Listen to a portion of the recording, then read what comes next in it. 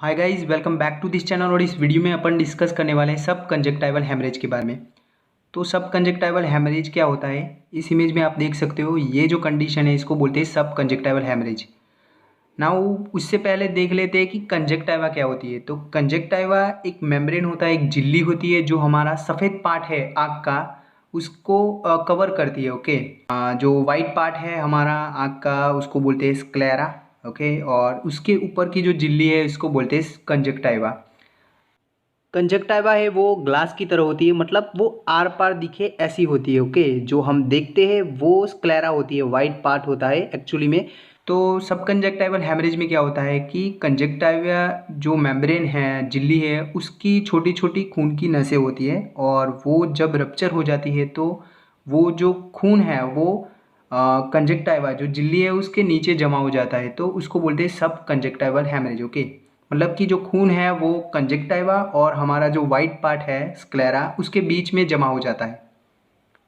ना वो अब देखते हैं कि ये किन किन कंडीशन की वजह से हो सकता है। ओके, तो 100 में से 5% बच्चों में ये न्यूबॉर्न बेबी है, हाल ही के जन्मे हुए बच्चे, तो उनमें देखने को मिल सकता है। ओके, उसके अलावा देखें तो एडल्ट में देखें तो अगर कोई ट्रॉमा होती है, आँख के ऊपर कोई चोट लगती है, तो उसकी वजह से जो ब्लड है, ब्लड वेसल्स है, छोटी छोटी खून की नलियाँ है, वो रप्चर होती है और उसकी वजह से देखने को मिलता है। उसके अलावा देखिए तो कंजक्टाइवा में जो कंजक्टाइवा है उसमें कोई इन्फेक्शन है। ओके, कंजक्टाइवा का इन्फेक्शन लगता है जिसको बोलते हैं कंजक्टिवाइटिस, तो उसमें भी यहाँ पे हमें देखने को मिल सकता है। ओके, उसके अलावा देखिए तो कोई जोर से खांसता है, कफिंग करता है, तो उसकी वजह से। उसके अलावा अपस्मार के फिट्स आते हैं, इपिलेप्सी के फिट्स आते हैं, मतलब कि अपस्मार के दौरे होते हैं, तो उस देन हाइपरटेंशन की कंडीशन है, मतलब कि ब्लड प्रेशर राइज हुआ है, ब्लड प्रेशर बढ़ा है, तो उस कंडीशन में भी यहाँ पे। उसके अलावा देखें तो डायबिटीज़ मेलाइटिस की कंडीशन है, तो उसमें भी यहाँ पे सब कंजक्टाइवल हेमरेज देखने को मिलता है। उसके अलावा देखें तो मलेरिया, टाइफाइड, मीजल्स और स्कारलेट फीवर, इन सभी कंडीशन में भी देखने को मिलता है।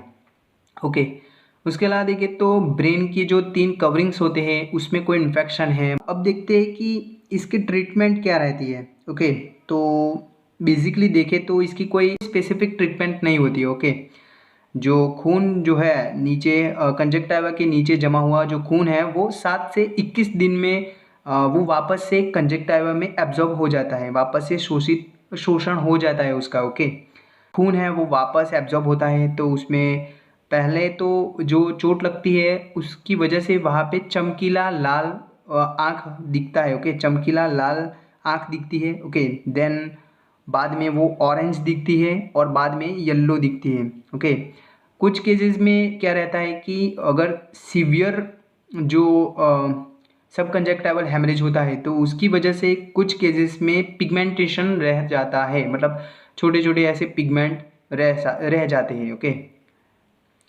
नाउ उसकी ट्रीटमेंट में देखें तो कोल्ड कंप्रेशन करना होता है। शुरुआती दिनों में कोल्ड कंप्रेशन करना होता है, 1 से 3 दिन में जब आपको चोट लग जाती है और ऐसा बन जाता है, सब कंजक्टिवल हेमरेज बन जाता है, तो उसमें शुरुआती दिनों में क्या, शुरुआती 3 दिनों में आप कोल्ड कंप्रेशन कर सकते हो। कोल्ड कंप्रेशन मतलब कि गीला कपड़ा लेना है, और गीला कपड़ा और वो भी ठंडा पानी। ओके, तो उसकी वजह से क्या रहता है कि जो एडिशनल ब्लड, जो एडिशनल खून निकलता है, वहाँ से जो खून निकलता है वो अरेस्ट हो जाता है, मतलब कि खून वहाँ से निकलना बंद हो जाता है उसकी वजह से। ओके, 1 से 3 दिन बाद आप हॉट कंप्रेशन दे सकते हो। हॉट कंप्रेशन मतलब कि गर्म पानी से आप ऐसे कपड़े को कंप्रेस कर सकते हो आँख के ऊपर, ज़्यादा दबाना नहीं है आँख को। ओके, तो उसकी वजह से क्या रहता है कि जो खून है वो वापस से जल्दी से रीअब्जॉर्ब होता है। ओके, हॉट कंप्रेशन की वजह से इसमें कोई दर्द नहीं होता। ओके, सब कंजक्टिवल हेमरेज की कंडीशन में दर्द नहीं होता।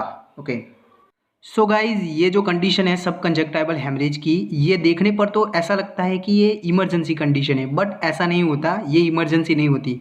इसकी ट्रीटमेंट में कोई स्पेसिफिक ट्रीटमेंट नहीं है इसकी, पर आपको 7 से 21 दिन तक वेट करना होता है। ओके, वो वापस से रीअब्जॉर्ब हो जाता है। उसके अलावा देखें तो बीपी अगर आपका बड़ा है तो उसकी वजह से भी सब कंजक्टिवल हेमरेज देखने को मिल सकता है, तो इसीलिए आपको अपना बीपी भी चेक करवा लेना चाहिए। Thank you.